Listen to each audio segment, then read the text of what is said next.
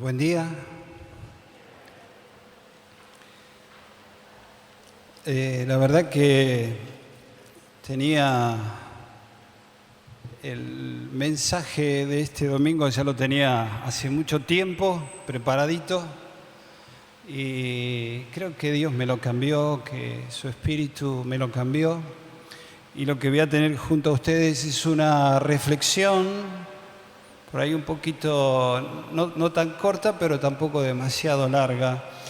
La semana pasada estaba en el interior y el Señor trajo a mi mente un hecho acerca de la vida de Jesús, un momento especial.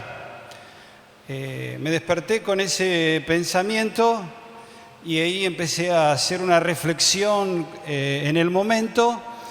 Y bueno, estos días me puse a escribir un poquito más y va a ser solamente una reflexión.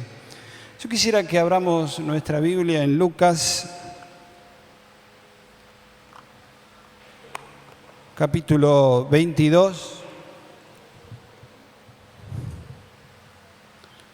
verso 24. Lucas 22, verso 24. Y vamos a leer hasta el 32.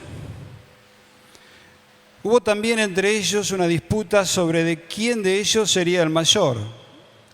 Pero él les dijo: los reyes de las naciones se enseñorean de ellas, y los que sobre ellas tienen autoridad son llamados bienhechores. Mas no así vosotros, sino sea el mayor entre vosotros como el más joven, y el que dirige como el que sirve. ¿Por qué? ¿Cuál es el mayor? ¿El que se sienta a la mesa o el que sirve? ¿No es el que se sienta a la mesa? Mas yo estoy entre vosotros como el que sirve. Pero vosotros sois los que habéis permanecido conmigo en mis pruebas. Yo, pues, os asigno un reino como mi Padre me lo asignó a mí, para que comáis y bebáis a mi mesa en mi reino, y os sentéis en tronos juzgando a las 12 tribus de Israel. Dijo también el Señor: Simón, Simón, he aquí Satanás os ha pedido para zarandearos como a trigo, pero yo he rogado por ti que tu fe no falte, y tú, una vez vuelto, confirma a tus hermanos. Hasta allí la lectura. Y yo quisiera sacar una foto de este hecho y de este suceso. Sacar una foto y congelar este relato. Y mirar un poquitito más arriba de lo que hemos leído recién, y nos encontramos con Jesús en la última cena o la cena pascual. Es allí que Jesús se reunió con sus discípulos, y allí Él declara abiertamente que uno de esos discípulos lo va a entregar y que es necesario que Él padezca. Y aquí entre los discípulos suceden dos disputas.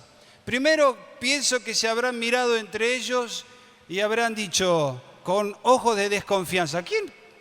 ¿Vos? Y la segunda disputa es: ¿quién va a ser el mayor? ¿Quién va a ser el más grande entre nosotros?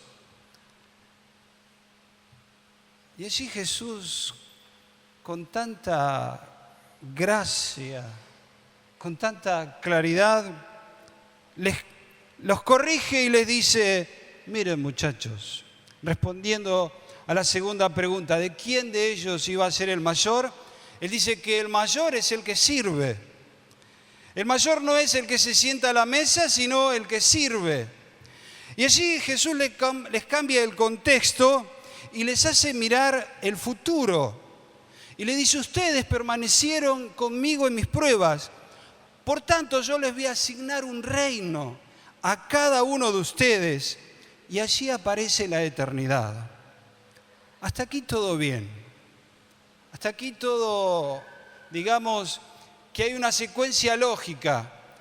Pero estos últimos dos versículos que hemos leído, a mí el Señor me habló estos días, y en este contexto Jesús lo mira a Pedro. ¿Y qué esperaría de esa mirada de Jesús, Pedro? algo bueno, algo lindo. Y le dice, Simón, Simón, acá estoy. Te tengo que decir algo, déjeme parafrasearlo. ¿Qué tenés que decirme? ¿Sabés quién pidió por vos? ¿Quién? Satanás. Satanás pidió por vos para zarandearte como a trigo. Y yo he rogado por ti que tu fe no falte. La verdad que yo con este relato quedé congelado. Algunos teólogos dicen que Jesús, al llamarlo Simón, Simón, está haciendo alusión a su vieja naturaleza. Otras versiones dicen, Simón, Simón, el enemigo te pidió para sacudirte como a trigo, pero yo he pedido al Padre por ti que tu fe no falte. Déjenme hacer en esta reflexión, mirar algunos aspectos. En primer lugar, miré a Pedro. ¿Por qué Pedro iba a ser elegido para ser zarandeado? ¿Por qué no Juan? ¿Por qué no otro? El elegido había sido Pedro. Y miro a Pedro y fue aquel Pedro que cuando Jesús lo vio pescando, le dijo que vengan a él, que Jesús lo iba a hacer pescadores de hombres. Y este Pedro, sin dilatar aquella orden, dejó sus redes y le siguió. Este Pedro que estuvo siempre al lado de Jesús. Este Pedro que lo llevó a su casa, le abrió la casa Pedro a Jesús. Y era tan bueno Pedro que vivía la suegra, dicen algunos. Y sanó a su suegra. Este Pedro que cuando los discípulos iban en la barca y ven de golpe como un fantasma que venía y Jesús grita, no teman, yo soy. Y Pedro dice, si eres tú, manda que yo vaya por ti. Y ahí Pedro caminando por las aguas. Este Pedro que cuando Jesús pregunta, la gente, ¿quién dice que yo soy? Y tú Elías, y tú un profeta. Y salta Pedro, Señor, Señor, ¿qué querés, Pedro? Tú eres el Cristo, tú eres el Hijo del Dios vivo. Este Pedro que por la autoridad de Cristo predicó, sanó enfermos. Este Pedro que participó junto a Jacobo y Andrés allí en el monte de la transfiguración y vieron a Jesús transformado, glorificado.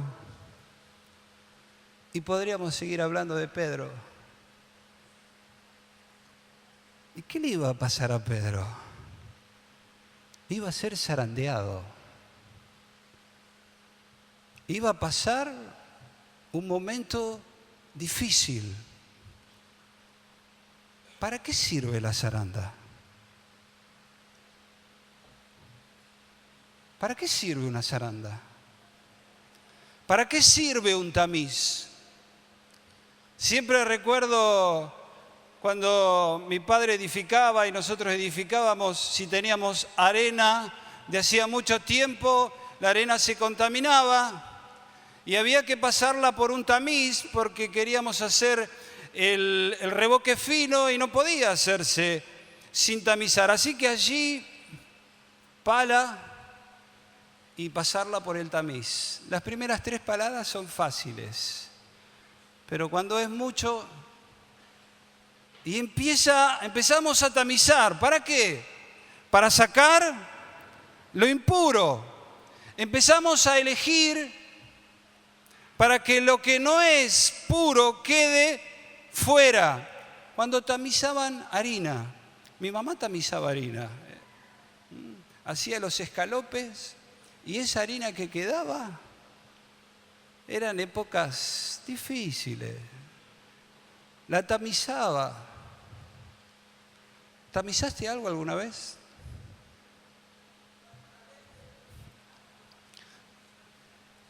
y se mueve, ¿no?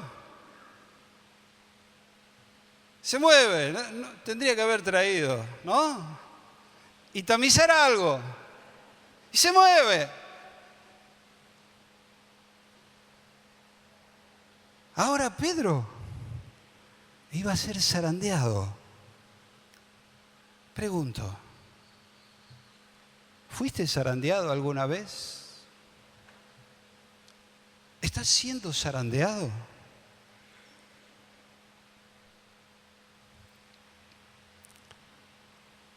Paso de mirar a Pedro a mirar a Satanás.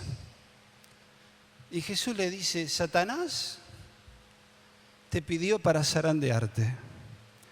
¿Y a quién nos acordamos? A Job. ¿Cómo no pensar en Job? ¿Cómo no ver a Job que también ocurrió lo mismo? Satanás pidió tocar a Job y Job perdió en poco tiempo sus hijos, perdió sus bienes, perdió su salud. Y encima su mujer lo visita y le dice, maldice a tu Dios. Y Job dice, recibiremos solamente de Dios el bien y no el mal. Y encima después tenía unos amigos que eran de lujo. Lo acusaron. Y qué interesante cómo termina el libro de Job. Dice, acerca de su relación con Dios, dice, de oídas te había oído, mas ahora mis ojos se ven, mis ojos te conocen. Satanás pidió sacudir tu vida, Pedro.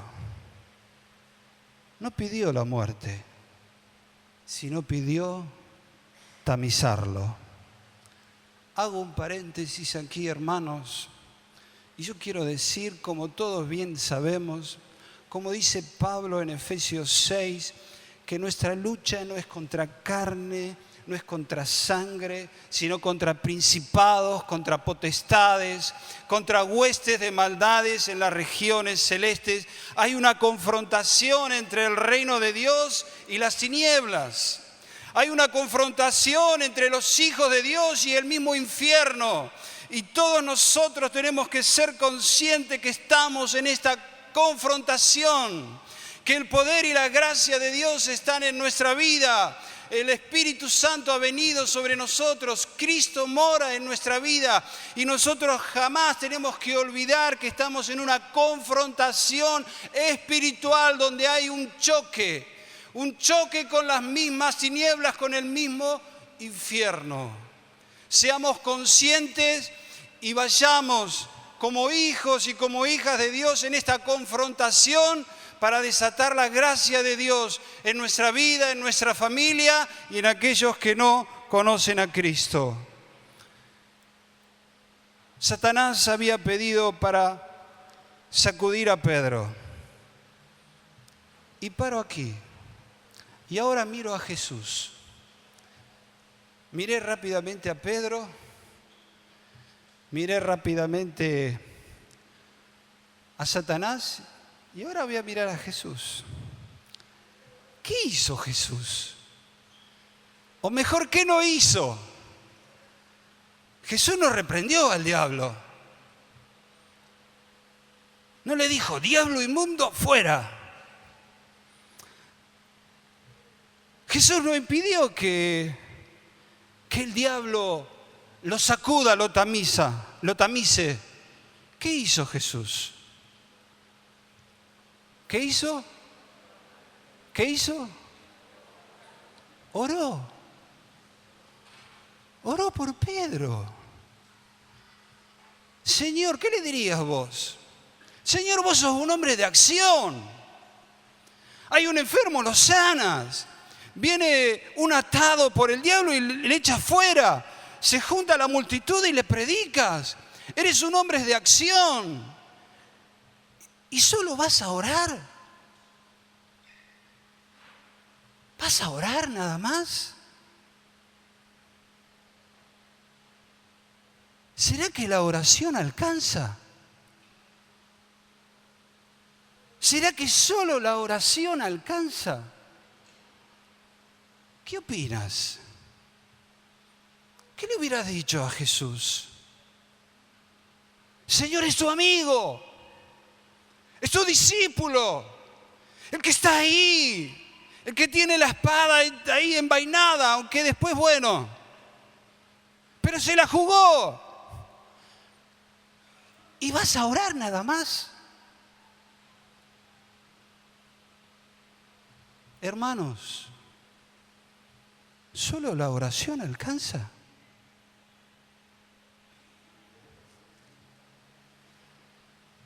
Jesús, ¿solo la oración?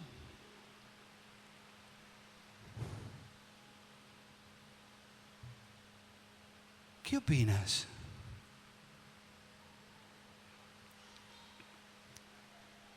¿Será que la oración es suficiente en algunos momentos?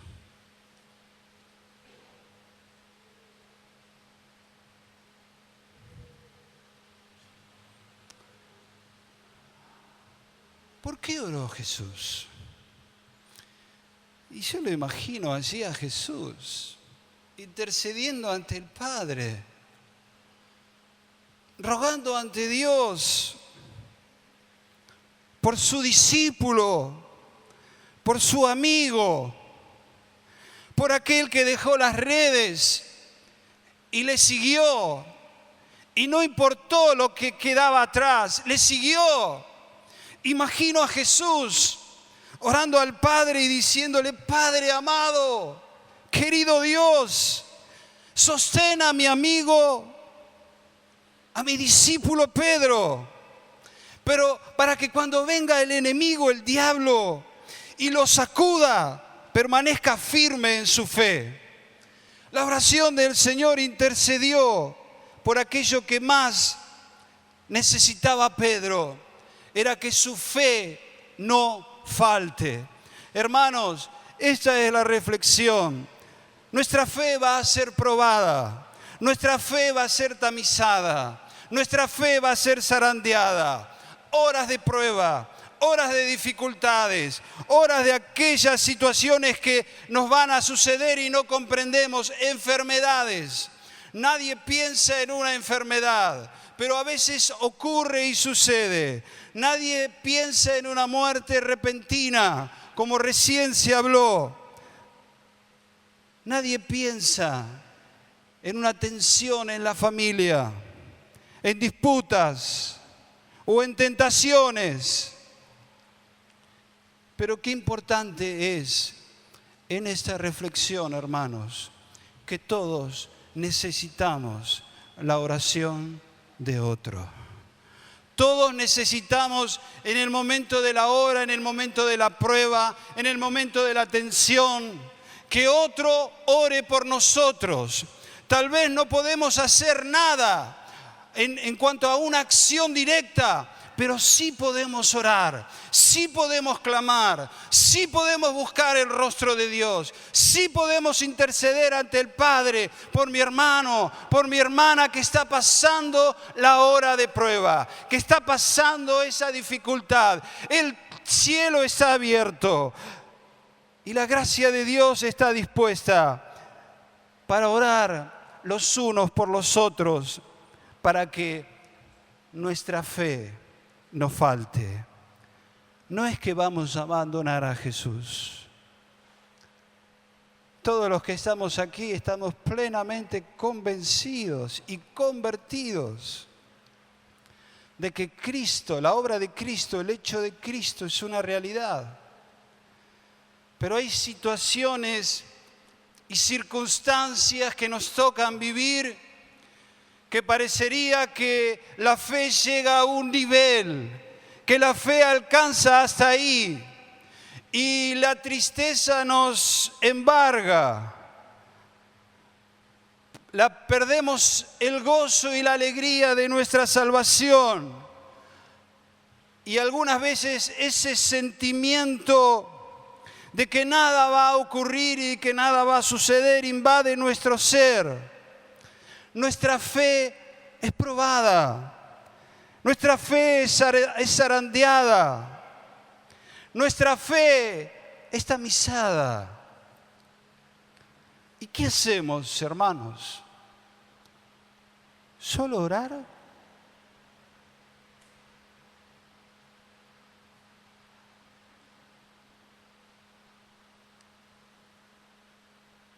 ¿Orar? Hay momentos que solo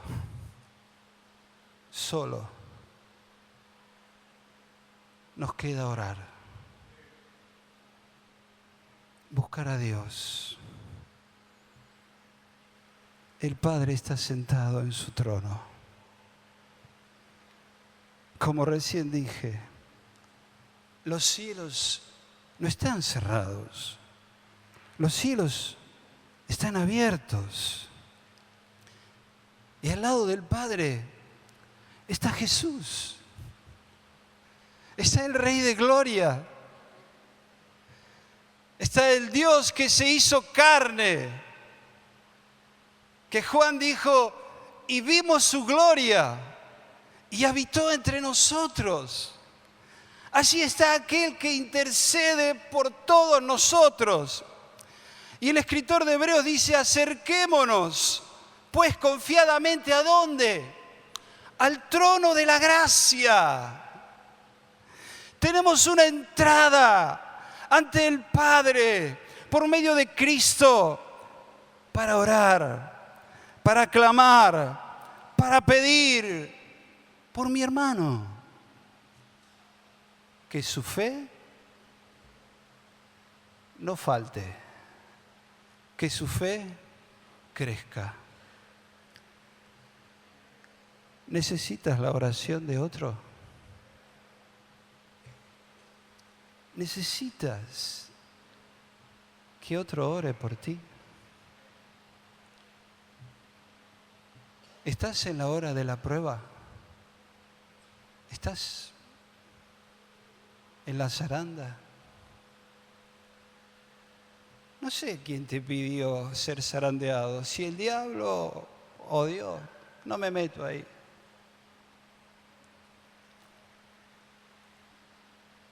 ¿Qué puedes hacer? Orar. Orar. Orar. Y orar. Orar por mi hermano.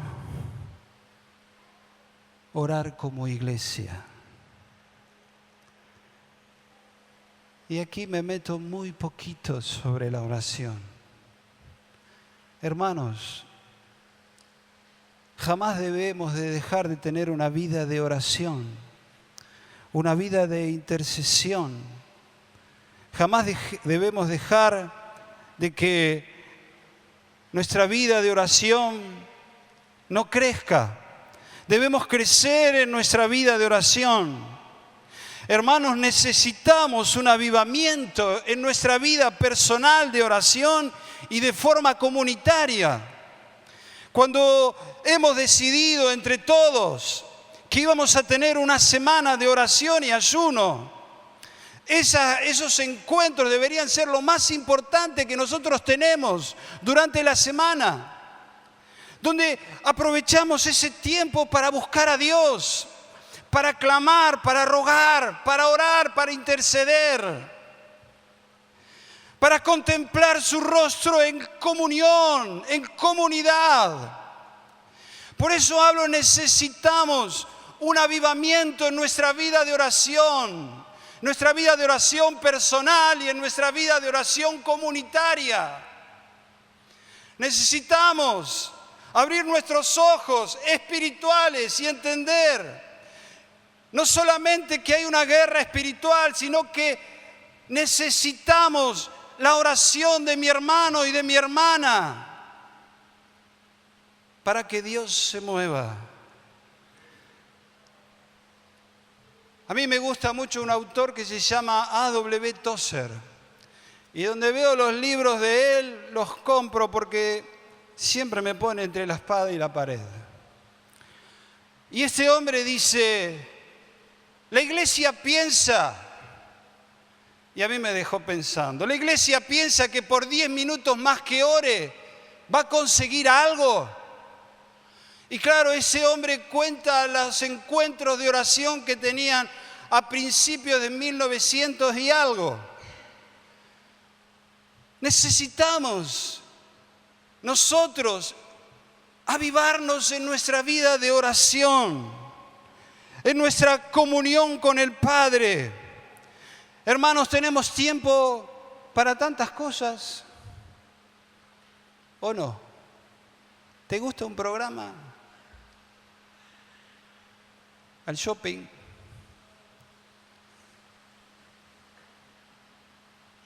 No tendremos tiempo para orar juntos. No tendremos tiempo para interceder los unos por los otros.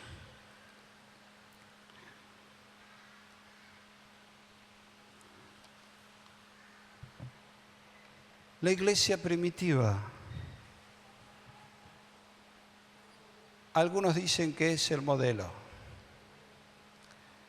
Y en verdad vemos así a esta iglesia en medio de la oposición, avanzando. Y su mayor recurso, si no quiero ser corregido, en un momento fue la oración. En un momento fue la oración comunitaria. Por eso la vida de oración es vital en la iglesia. Porque la oración nos mantiene sensibles a Dios. La oración nos mantiene atentos ante el Padre. La oración nos mantiene alertas. Cuando oramos por un hermano, oramos por alguien, intercedemos ante el Padre por esa persona. Estamos sensibles y atentos por si alguna palabra de Dios viene a nuestro espíritu, a nuestro corazón. Si Dios nos abre una puertita, una endija para algo que nos quiera mostrar o revelar, para comunicar o para orar más definidamente e intensamente, la oración. Tu oración, mi oración ante el Padre, la oración comunitaria nos mantiene sensibles, nos mantiene atentos, nos mantiene alertas ante el Padre. Siempre o casi siempre, me gusta ir a Apocalipsis 5. Y allí veo en Apocalipsis 5 a nuestro Señor tomando el libro, desatando sus sellos. Y la verdad que muchas veces me pongo a leer es Apocalipsis 5 y a orar al Señor y a exaltarlo. Pero allí hay un versículo, hay un pasaje que habla que las oraciones nuestras están en copas delante del Padre. Y han pasado más de 35 años que he conocido al Señor. Y yo quiero que esa copa que está en la vitrina del Padre, porque tú y yo tenemos una copa delante de Dios que son tus oraciones. Tú y yo vamos a envejecer. Este edificio algún día no va a estar. Todo se va a oxidar, todo va a caer. Pero lo único que va a permanecer van a ser nuestras oraciones. Y en realidad que esa copa con nuestras oraciones, con nuestro clamor al Padre, cada vez queden más chicas. Y no sé si hay un orfebre o un artesano en el cielo que se encarga de hacer las copas. Pero esas copas tienen que ser cada vez mayores y más grandes, porque tu oración y mi oración ante el Padre es una realidad constante y genuina. ¿Cómo está hoy nuestra copa?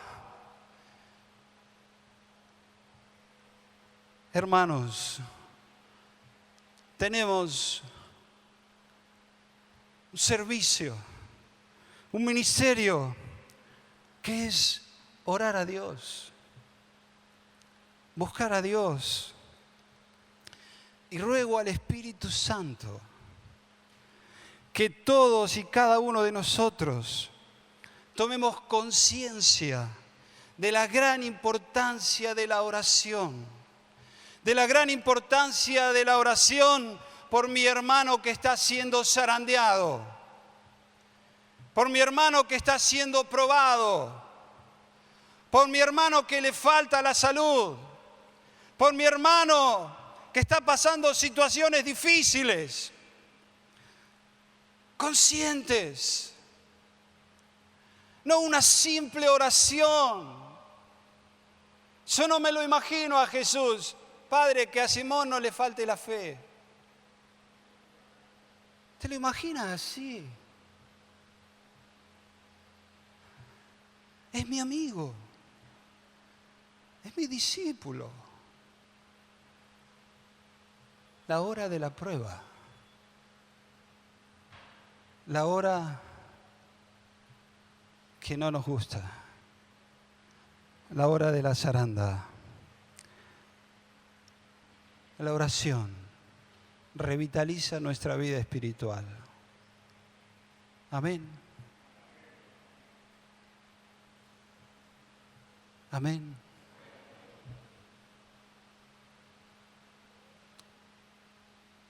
Jóvenes,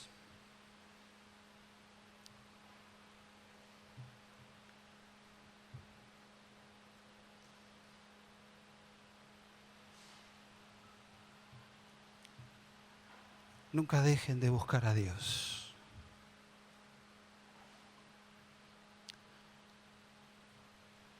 Que nada los atrape más que buscar a Dios. Sean jóvenes de oración. Vivan aventuras con el Espíritu de Dios por medio de la oración.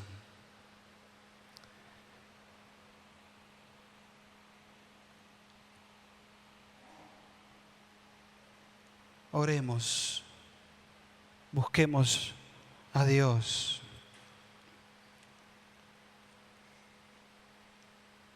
Seamos un pueblo que el principal y primordial recurso es ir al trono del Padre y buscar a Dios. Amén. Simón, Simón, Satanás te pidió para zarandearte, pero yo he rogado por ti que tu fe no falte. Que tu fe no falte. Que tu fe no falle. Que tu fe, que mi fe no se estanque en la hora de la prueba. Podamos tener siempre un compañero de oración. Busca un compañero de oración. Busca a alguien con quien orar. Busca a alguien. Seamos sensibles al Espíritu en nuestra oración. Segunda Crónicas 7:14 dice: si se humillare mi pueblo, sobre el cual mi nombre es invocado, ¿y qué? Y oraren, y buscaren mi rostro, y se arrepintieren de sus malos caminos, yo iré desde los cielos, perdonaré sus pecados y sanaré. Hoy mis ojos están abiertos. Tengamos una vida de oración, hermanos. La reflexión es esta. Vamos a pasar situaciones, a ser sacudidos, como algunos lo hemos pasado y lo estamos pasando. Y necesitamos la oración de otro. Y necesitamos ahondar nuestra vida de oración personal y comunitaria. Te animo y me animo. Noviembre, la semana de oración y ayuno, que vengas, que separes una hora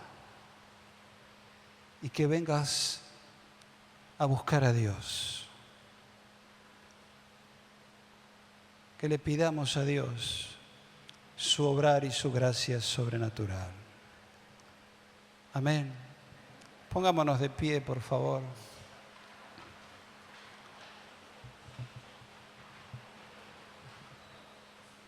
Y vamos a tener unos minutos de libertad. Te pido, si necesitas oración, busca a un hermano conocido y pídele que ore por ti. Aunque todos necesitamos, la verdad, todos necesitamos. Pero hay momentos en nuestra vida que son, no sé si claves, pero difíciles. Así que pide a un hermano que ore por ti.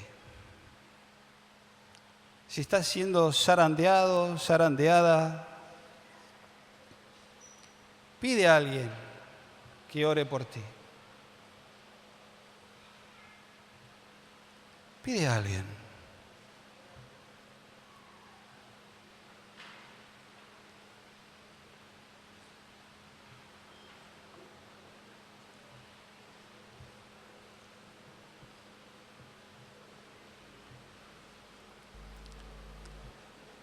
Contale cuál es. ¿Por qué querés que ore?